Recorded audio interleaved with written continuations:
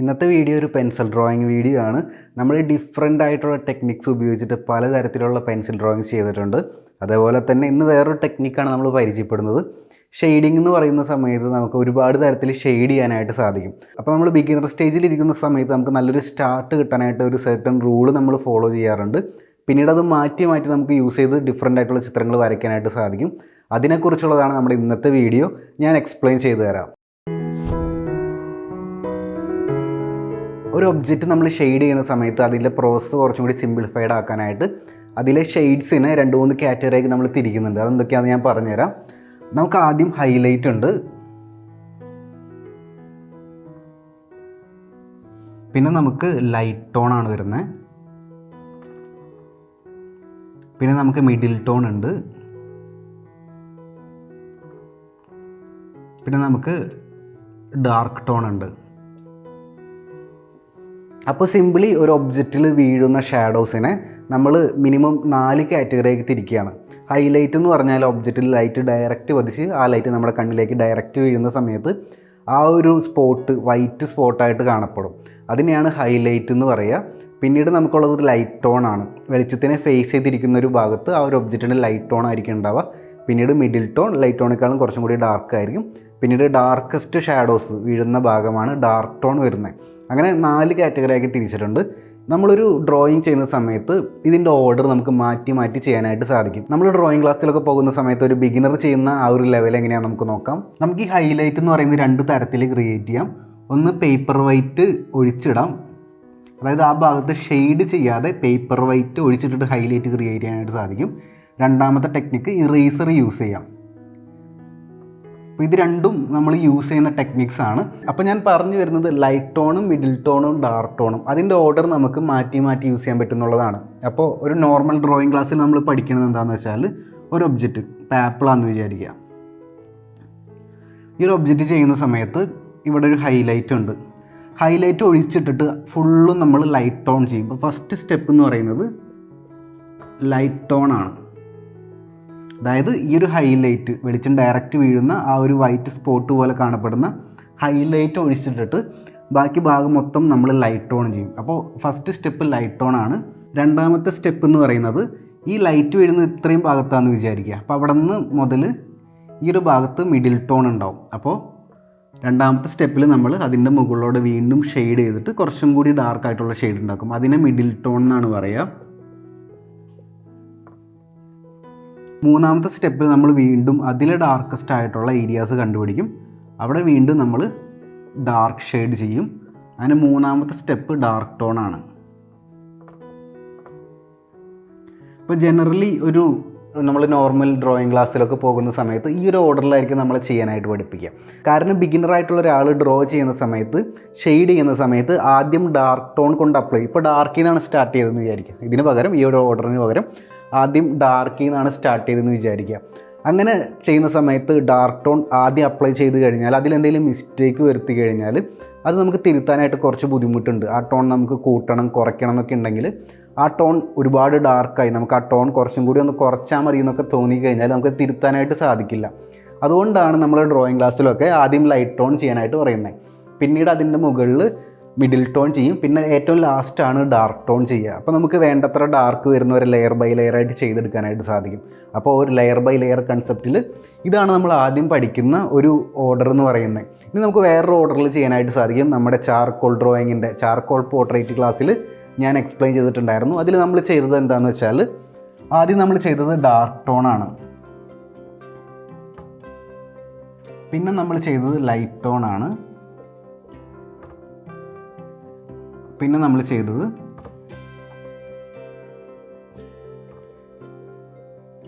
Middle tone ആണ്. അപ്പോൾ ഈ ഒരു ഓർഡറിൽ നമുക്ക് ചെയ്യാനായിട്ട് സാധിക്കും. ഈ ഒരു ഓർഡർ നമ്മുടെ ചാർക്കോളിൻ്റെ പോർട്രേറ്റ് സീരീസിനെ എക്സ്പ്ലെയിൻ ചെയ്തിട്ടുണ്ടായിരുന്നു. ചാർക്കോൾ ഉപയോഗിച്ച് വരയ്ക്കുന്ന സമയത്ത് വളരെ എഫക്റ്റീവ് ആയിട്ടുള്ള ഒരു ഓർഡറാണ്. നമുക്ക് കറക്റ്റായിട്ട് ഷാഡോസൊക്കെ പിക്ക് ചെയ്യാനായിട്ട് അറിഞ്ഞു കഴിഞ്ഞാൽ ഈ ഒരു ലെവൽ വിട്ട് നമ്മൾ അടുത്ത ലെവലിലേക്ക് കയറുന്ന സമയത്ത് ഈ ഒരു ഓർഡർ നമുക്ക് ചൂസ് ചെയ്യാനായിട്ട് സാധിക്കും. ഇനി വേറൊരു ഓർഡറും കൂടിയുണ്ട്, അത് ഞാൻ പറഞ്ഞുതരാം. ആദ്യം നമുക്ക് ലൈറ്റ് ടോൺ ചെയ്യാം.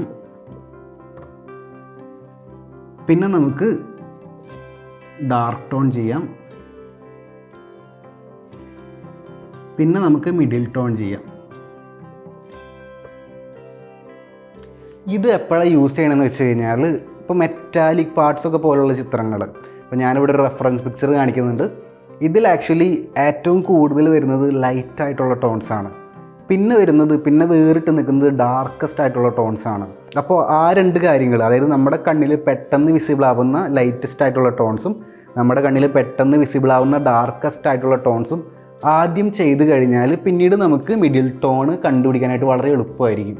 അല്ലാതെ ആ ചിത്രം മൊത്തത്തിൽ നോക്കുന്ന സമയത്ത് പെട്ടെന്ന് നമുക്ക് മിഡിൽ ടോൺ ഏതാണെന്ന് കണ്ടുപിടിക്കാൻ കൺഫ്യൂഷൻ ഉണ്ടാവാനുള്ള ചാൻസ് ഉണ്ട്. അപ്പോൾ കൂടുതലും മെറ്റാലിക് പാർട്സ് അല്ലെങ്കിൽ ലൈറ്റും ഡാർക്കും തമ്മിൽ ഭയങ്കര വേരിയേഷൻസ് ഉണ്ടാക്കുന്ന സാഹചര്യങ്ങളിലൊക്കെ നമ്മൾ ഈ ഒരു റൂള് ഫോളോ ചെയ്യാറുണ്ട്.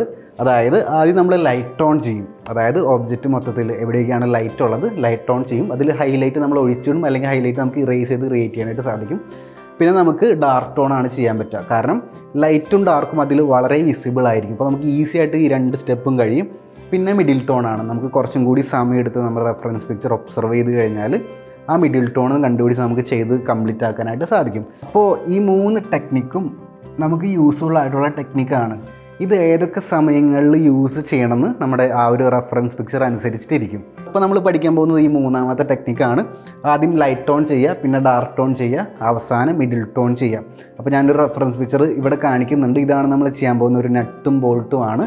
മെറ്റാലിക് പാർട്സ് ആണ്, ഒരുപാട് റിഫ്ലക്ഷൻസ് ഉണ്ട്, ഒരുപാട് ലൈറ്റ് ടോൺസ് ഉണ്ട്, അതുപോലെ തന്നെ അതിൻ്റെ കോൺട്രാസ്റ്റ് ആയിട്ട് ഡാർക്ക് ടോൺസും ഉണ്ട്. ഈ ഒരു ചിത്രം എങ്ങനെയാണ് നമുക്ക് ചെയ്യാൻ നോക്കാം. നമ്മുടെ റെഫറൻസ് പിക്ചർ ഒരു സ്റ്റിൽ ലൈഫ് ഫോട്ടോഗ്രാഫാണ്. സ്റ്റിൽ ലൈഫ് എന്ന് പറഞ്ഞാൽ ജീവനില്ലാത്ത വസ്തുക്കൾ ഉപയോഗിച്ചെടുത്തൊരു ഫോട്ടോഗ്രാഫാണ്. അത് ചിലപ്പോൾ മാൻമെയ്ഡായിട്ടുള്ള വസ്തുക്കളായിരിക്കാം, അല്ലെങ്കിൽ ഫ്ലവേഴ്സ് ആയിരിക്കാം, ഫ്രൂട്ട്സ് ആയിരിക്കാം, അല്ലെങ്കിൽ ഡെഡായിട്ടുള്ള അനിമൽസിൻ്റെ സ്കെലിറ്റണോ അങ്ങനെ എന്തെങ്കിലും കാര്യങ്ങളൊക്കെ ആയിരിക്കാം, അല്ലെങ്കിൽ ബുക്കായിരിക്കാം, ഒബ്ജക്റ്റുകളായിരിക്കാം, സിംഗിൾ ഒബ്ജക്റ്റ് ആയിരിക്കാം, അല്ലെങ്കിൽ ഒരു കൂട്ട് ഒബ്ജക്റ്റ് ആയിരിക്കാം. അപ്പോൾ ഇവിടെ നമ്മൾ എടുത്തിരിക്കുന്നത് നട്ടും ബോൾട്ടുമാണ്. അതൊരു പ്രത്യേക രീതിയിൽ അറേഞ്ച് ചെയ്തിട്ട് ഫോട്ടോ എടുത്തിരിക്കുകയാണ്. അപ്പോൾ ഈ ഒരു ഫോട്ടോൻ്റെ സ്പെഷ്യാലിറ്റി എന്ന് പറയുന്നത് അതിൽ വീഴുന്ന വെളിച്ചമാണ്, അതിൽ വരുന്ന ഹൈലൈറ്റും അതിൽ വരുന്ന ഷാഡോസും കാര്യങ്ങളൊക്കെയാണ്. അപ്പോൾ നമ്മൾ ഷെയ്ഡ് ചെയ്യണൊക്കെ മുൻപായിട്ട് വളരെ കൃത്യമായിട്ട് ഇതിൻ്റെ ഔട്ട്ലൈൻ വരച്ചെടുക്കണം, വളരെ നീറ്റായിട്ട് ഔട്ട്ലൈൻ വരച്ചെടുക്കണം. ഇതിൽ ഞാൻ യൂസ് ചെയ്യുന്ന പെൻസിൽസ് എന്ന് പറയുന്നത് ബ്രിസ്ട്രോ എന്നുള്ള ബ്രാൻഡിൻ്റെ ഫൈൻ ആർട്ട് ഗ്രാഫൈറ്റ് പെൻസിൽസ് ആണ്. ഇതിൻ്റെ ഒരു അൺബോക്സിങ് വീഡിയോ നമ്മൾ മുൻപ് ചെയ്തിട്ടുണ്ടായിരുന്നു. ഞാൻ യൂസ് ചെയ്ത പേപ്പർ ഐവറി ഷീറ്റാണ്. ഐവറി ഷീറ്റ് കുറച്ചും കൂടി സ്മൂത്ത് ആയതുകൊണ്ട് നമുക്ക് ഷെയ്ഡ് ചെയ്യുക നല്ല രീതിയിൽ ചെയ്യാനായിട്ട് സാധിക്കും. അപ്പോൾ ഐവറി ഷീറ്റും ഗ്രാഫൈറ്റ് പെൻസിൽസും ബ്ലെൻഡിങ് സ്റ്റംസുമാണ് ഇമ്പോർട്ടൻ്റ് ആയിട്ട് നമ്മൾ യൂസ് ചെയ്യുന്ന ടൂൾസ്. പിന്നെ ചില ഭാഗങ്ങളിൽ മാത്രം നമ്മൾ മോണോസീറോ ഇറേസറും യൂസ് ചെയ്യുന്നുണ്ട്. മോണോസീറോ ഇറേസർ ഞാൻ ജസ്റ്റ് എടുത്തു വെച്ചതേ ഉള്ളൂ. ഇതിൻ്റെ അകത്ത് ഒരുപാട് സ്ഥലങ്ങളിലൊന്നും യൂസ് ചെയ്തിട്ടില്ല. അപ്പോൾ നിങ്ങൾക്ക് പെൻസിലും പേപ്പറും നമ്മുടെ സാധാ ഇറേസർ ഉണ്ടെങ്കിൽ ഈ ഒരു ചിത്രം നല്ല രീതിയിൽ വരയ്ക്കാനായിട്ട് സാധിക്കും. സ്കെച്ചിങ്ങിൽ നല്ല രീതിയിൽ ശ്രദ്ധിച്ചിട്ട് ചെയ്യുക. ഒബ്ജക്റ്റുകളുടെ ഷേപ്പൊന്നും മാറാതെ കൃത്യമായിട്ട് വേണം സ്കെച്ച് ചെയ്യാനായിട്ട്. സ്കെച്ച് ചെയ്ത് കഴിഞ്ഞ് 2-3 തവണ ഒന്ന് റെഫറൻസ് പിക്ചറായിട്ട് കമ്പയർ ചെയ്ത് നോക്കിയതിന് ശേഷം മാത്രം ഷെയ്ഡിങ്ങിലേക്ക് കിടക്കുക. ഇനി നമുക്ക് ആദ്യം ലൈറ്റ് ടോൺസ് ചെയ്യാം. നേരത്തെ പറഞ്ഞ റൂള് വെച്ചിട്ട് ആദ്യം ലൈറ്റ് ടോൺസ് ആണ് നമ്മൾ ചെയ്യുന്നത്. അതിനായിട്ട് ഒരു HB അല്ലെങ്കിൽ H അല്ലെങ്കിൽ 2H, അതായത് ലൈറ്റ് ആയിട്ടുള്ള പെൻസിൽസ് ആണ് യൂസ് ചെയ്യുന്നത്. ആ പെൻസിൽസ് ഉപയോഗിച്ചിട്ട് ലൈറ്റ് ടോൺസ് ചെയ്തിട്ട് അത്യാവശ്യമാണെങ്കിൽ മാത്രം ബ്ലെൻഡിങ് സ്റ്റംപ് ഉപയോഗിച്ച് ജസ്റ്റ് ഒന്ന് നിങ്ങൾക്ക് ബ്ലെൻഡ് ചെയ്തിടാനായിട്ട് സാധിക്കും. ഈ ഒരു മെറ്റാലിക് പാർട്ടിൻ്റെ ഓരോ ഫേസിലും നമുക്ക് ഷെയ്ഡും ലൈറ്റ് ആൻഡ് ഷാഡോ വരുന്നുണ്ട്. അപ്പോൾ അതിനനുസരിച്ചിട്ടുള്ള ടോണുകളാണ് നമ്മൾ പെൻസിൽ ഉപയോഗിച്ച് ചെയ്യാനായിട്ട് ഉദ്ദേശിക്കുന്നത്. ആ ഒരു ഫേസിൽ ലൈറ്റ് ടോൺ ചെയ്ത് കഴിഞ്ഞാൽ പിന്നെ നമുക്കൊരു ഡാർക്ക് പെൻസിൽ ഉപയോഗിച്ചിട്ട് ഡാർക്ക് ടോൺ കൊടുക്കാനായിട്ട് സാധിക്കും. അതിന് 6Bയോ 8Bയോ 10Bയോ പെൻസിൽ യൂസ് ചെയ്യാം. അതിൻ്റെ ഡാർക്ക്നെസ് അനുസരിച്ച് നിങ്ങൾ പെൻസിൽ മാറ്റി മാറ്റി യൂസ് ചെയ്യാനായിട്ട് ശ്രദ്ധിക്കുക. അപ്പോൾ ആദ്യം 10B യൂസ് ചെയ്യാനേക്കാളും ബെറ്റർ ഒരു 6B ഒക്കെ വെച്ചിട്ട് ജസ്റ്റ് ഒന്ന് ആ ഡാർക്ക് ടോൺസ് ഒന്ന് മാർക്ക് ചെയ്തിട്ടിട്ട് അതിൻ്റെ മുകളിൽ വീണ്ടും ഡാർക്ക് ആക്കണമെങ്കിൽ 10B യൂസ് ചെയ്യാനായിരിക്കും ബെറ്റർ. ആ ഡാർക്ക് ടോണും കൂടി ചെയ്ത് കഴിഞ്ഞാൽ നെക്സ്റ്റ് നമുക്ക് ചെയ്യാനുള്ള സ്റ്റെപ്പ് എന്താണെന്ന് വെച്ചാൽ മിഡിൽ ടോൺ ആണ്.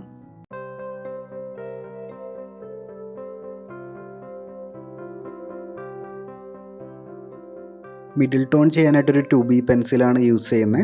അപ്പോൾ നമ്മുടെ ഡിഫറെൻറ്റ് ഗ്രേഡുള്ള പെൻസിൽസ് വളരെ ബ്രില്യൻ്റ് ആയിട്ട് യൂസ് ചെയ്ത് കഴിഞ്ഞാൽ നമുക്ക് ഈ ഡിഫറെൻ്റ് ആയിട്ടുള്ള ടോൺസ് വളരെ ഈസി ആയിട്ട് ക്രിയേറ്റ് ചെയ്യാനായിട്ട് സാധിക്കും.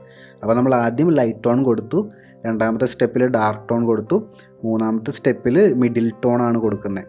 അപ്പോൾ നമ്മുടെ ആ ഒരു മെറ്റാലിക് പാർട്ടിൻ്റെ ആ 3 ഫേസുകൾ ആ ഒരു രീതിയിലാണ് നമ്മൾ കംപ്ലീറ്റ് ആക്കിയിട്ടുള്ളത്.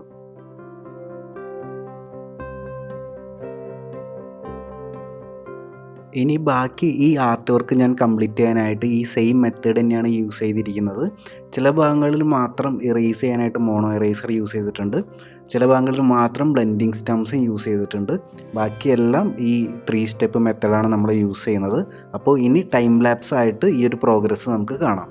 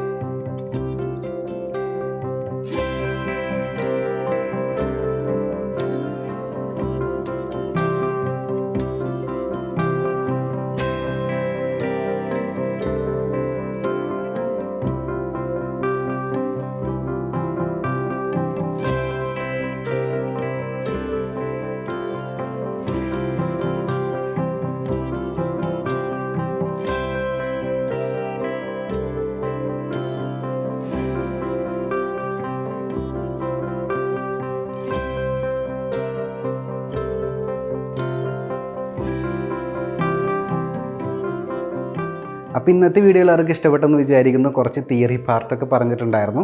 അപ്പോൾ നിങ്ങൾ പ്രാക്ടീസ് ചെയ്ത് നോക്കുക. ചിത്രകല എന്ന് പറയുമ്പോൾ റൂൾസ് പഠിക്കുക, അതുപോലെ തന്നെ റൂൾസിനെ ബ്രേക്ക് ചെയ്യാമെന്നൊരു കൺസെപ്റ്റും കൂടിയുണ്ട്.